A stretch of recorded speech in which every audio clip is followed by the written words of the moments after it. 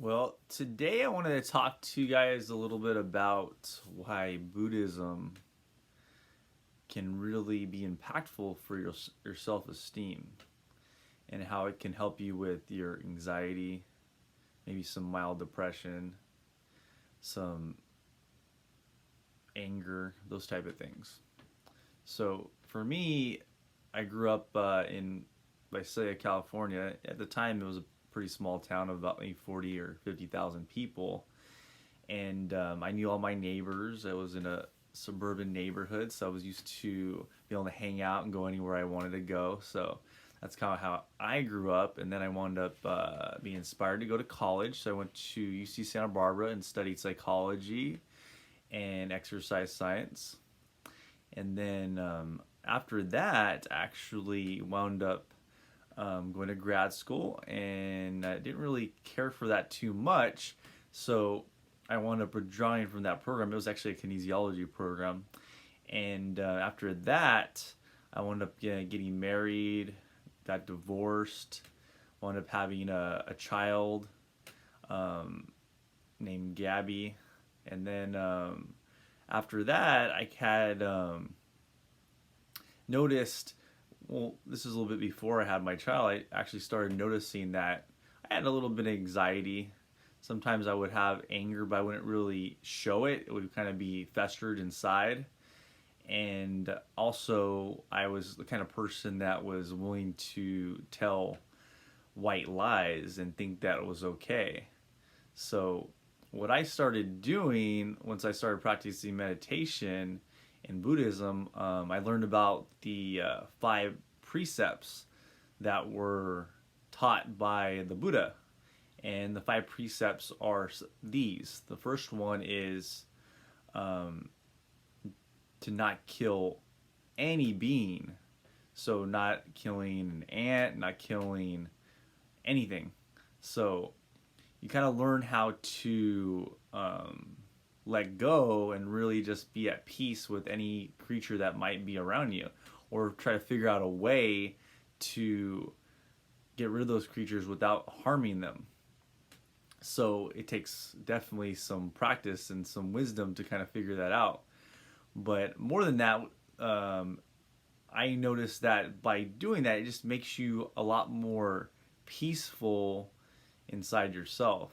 So that's the first precept that I started following, that I learned from practicing Buddhism. The second one was, or is, not to lie.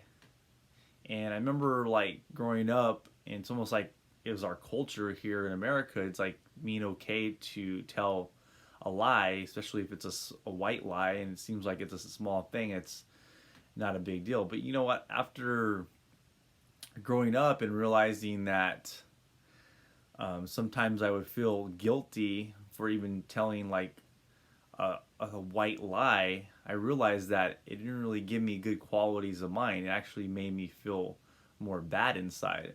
So I realized how um, absolutely essential it is to hold to that particular precept and hold to that standard of not lying, and really catching yourself by watching yourself when you do lie, and really kind of make a resolve with yourself to never do it again. So what what I do now is, when I meditate and I see that I catch myself wanting to lie, or I catch myself that I lied maybe the day before or earlier that day, I kind of make a vow to myself not to do that again. And that's how I've kind of moved along with the practice. So now, practicing Buddhism now for over 10 years, I noticed that I lie much less frequently, and it's made a big difference to me in my life. Actually, I feel more at peace inside, and I don't feel any feelings of guilt like I did when I was like in my early 20s or my teens. So I thought that was a big impact for me in itself. And then third precept that I learned through Buddhism was not engaging in intoxicants. That was a really easy one for me. That's a very easy one for me, because I never really engaged in too many intoxicants. Like for instance, the first time I ever even tried alcohol really in excess was when I was going to school at UC Santa Barbara, and I did that one time throughout my years at UC Santa Barbara, and realized that it's not for me. It's just something I don't like. I've always been really big into health and fitness, so it was something very, very easy for me to abstain from and not do.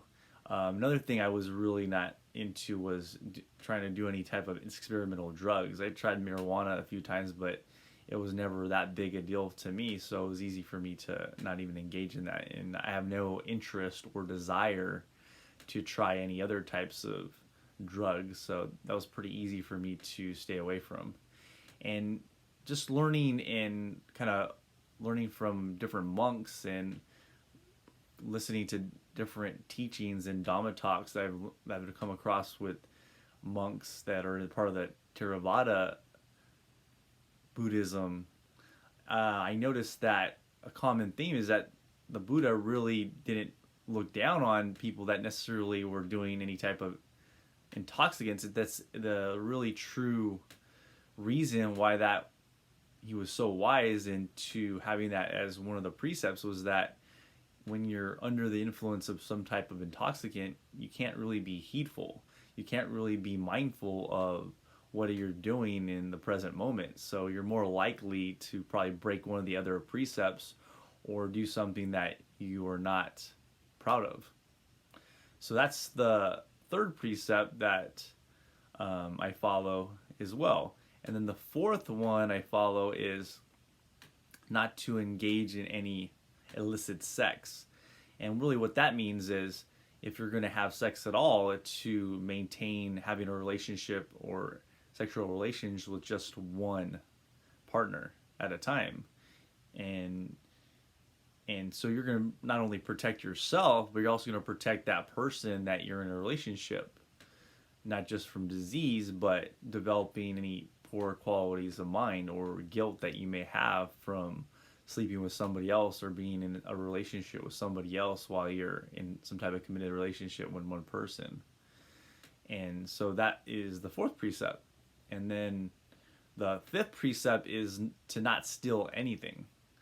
Now that was another one that was probably harder for me than I even imagined, because I never really engaged in the practice of really stealing anything, at least I thought. But there's little things that I realized that I would think that was not a big deal. Like for instance, like taking a pen and not bringing it back, or taking a bite of somebody's food, or going into a refrigerator of like a roommate or something and maybe grabbing a small stick of butter without asking them. Those little things, you think they're not really a big deal, but they cause like feelings of guilt or anxiety, or feeling like you kind of almost like put a wall up against you and that person for doing that without being honest, or without having to protect you or them by not doing that particular act. Because it's a form of protection to not steal anything, because then people will feel absolutely comfortable and trusting of you. So that's one thing I've also learned along the way from practicing Buddhism, to be more mindful of the things sometimes that we think that we're not doing. Like for instance, like I mentioned, taking a pen. Like imagine somebody lets you borrow a pen and you never bring it back. So in fact, that is stealing, because you never had the intention to really give it back. And then when you kept it and didn't even think to bring it back. You thought, oh, it's not a big deal. But it is, because it actually develops poor qualities in the mind, and it actually causes some ill effects in the mind and the body, and that's not going to be conducive to your practice of meditation. So those are the 5 precepts, and what's so amazingly valuable about them, actually they help build up your self-esteem and help you feel really confident, because you have a clarity and you hold to a certain standard in your life, and you have integrity.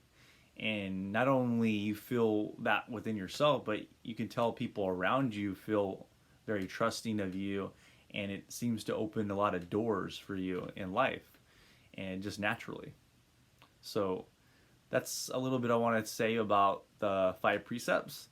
And of course, if you have any questions, you can leave a comment on this video, and I'd love to expand about my practice of the precepts and even talk about some of the other precepts that I've followed too in the past when I've spent time at a Buddhist monastery.